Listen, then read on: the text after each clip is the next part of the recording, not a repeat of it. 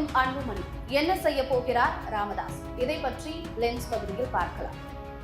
பாட்டாளி மக்கள் கட்சியின் தலைவர் அன்புமணி ராமதாஸ் தமிழகம் முழுவதும் உரிமை மீட்பு பயணத்தை தொடங்கி இருக்கக்கூடிய நிலையில அதற்கு தடை விதிக்க தமிழ்நாடு காவல்துறை மறுத்துவிட்டது.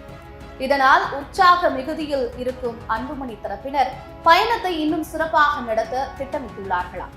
இதற்கிடையே அதிருப்தி அடைந்துள்ள ராமதாஸ் அடுத்து என்ன செய்ய வேண்டும் என ஆதரவு நிர்வாகிகளுடன் ஆலோசனை மேற்கொண்டு வருவதாக தகவல் வெளியாகியுள்ளது.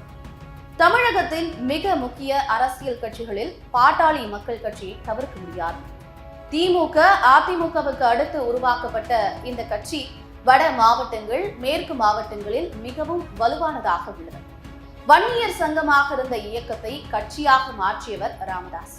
தொடர்ந்து பாட்டாளி மக்கள் கட்சியின் நிறுவனராக இருந்து வந்த அவர் திடீரென நான் தான் தலைவர் என அறிவித்தது பரபரப்பை ஏற்படுத்தியது. கட்சியின் தலைவராக இருந்த தனது மகன் அன்புமணிக்கு எதிராகவே ராமதாஸ் திரும்பியது அந்த கட்சி தொண்டர்களிடையே அதிர்ச்சியை ஏற்படுத்தியது. இது ஒரு புறம் இருக்க, அடுத்தடுத்து அன்புமணி ஆதரவாளர்களை கட்சியிலிருந்து நீக்கினார் ராமதாஸ். அதே நேரத்தில் நான் தான் தலைவர், எனக்குத்தான் நிர்வாகிகளை நீக்குவதற்கும் நியமிப்பதற்கும் அதிகாரம் இருக்கிறது என்று அன்புமணியும் அவரது பங்கிற்கு கூறி வருகிறார். தந்தை மகன் மோதல் விவகாரம் தேர்தல் ஆணையம் வரை சென்றிருக்கக்கூடிய நிலையில் தமிழகம் முழுவதும் உரிமை மீட்பு பயணத்தை தொடங்கியிருக்கிறார் அன்புமணி. அதன்படி திருப்போரூரில் திட்டமிட்டபடி பயணம் தொடங்கி வெற்றிகரமாக நடைபெற்றது. தொடர்ந்து அடுத்தடுத்த பகுதிகளுக்கு பயணம் மேற்கொண்டு வருகிறார்.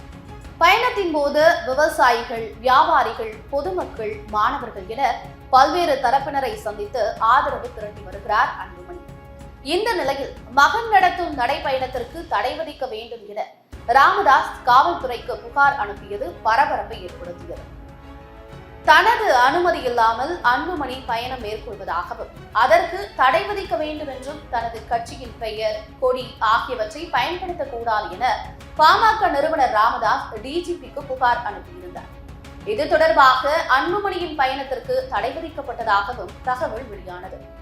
ஆனால் அன்புமணியின் நடைபயணத்திற்கு தடை இல்லை எனவும் அந்தந்த மாவட்ட காவல் கண்காணிப்பாளர்கள் சூழலுக்கேற்ப நடைபயணத்திற்கு அனுமதி அளிக்கலாம் என மட்டுமே கூறப்பட்டிருப்பதாக அன்புமணி தரப்பு கூறியுள்ளது. இதனால் அன்புமணியின் நடைபயணத்திற்கு எந்தவித பிரச்சனையும் இல்லை. திட்டமிட்டபடி பயணத்தை வெற்றிகரமாக நடத்த திட்டமிட்டுள்ளதோடு வரும் நாட்களில் அதிக அளவு கூட்டத்தை திரட்ட வேண்டும், வியாபாரிகள், பொதுமக்கள், கல்வி நிறுவனங்கள், மாணவர்கள், இளைஞர்களை சந்திக்க ஏற்பாடு செய்ய வேண்டும் என அன்புமணி தரப்பு உத்தரவிட்டிருக்கிறது.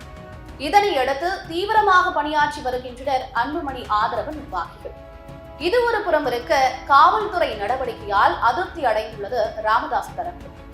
காவல்துறையிடம் புகார் அளித்து எப்படியாவது அன்புமணியின் பயணத்திற்கு தடை வாங்கிட வேண்டும் என்று எண்ணிய ராமதாஸ் தரப்பினர் தற்போது அது கைகூடாததால் அதிருப்தியில் உள்ளதாக தெரிகிறது. இனி பாமகவில் என்ன நடக்கும் என்பதை பொறுத்திருந்துதான் பார்க்க வேண்டும்.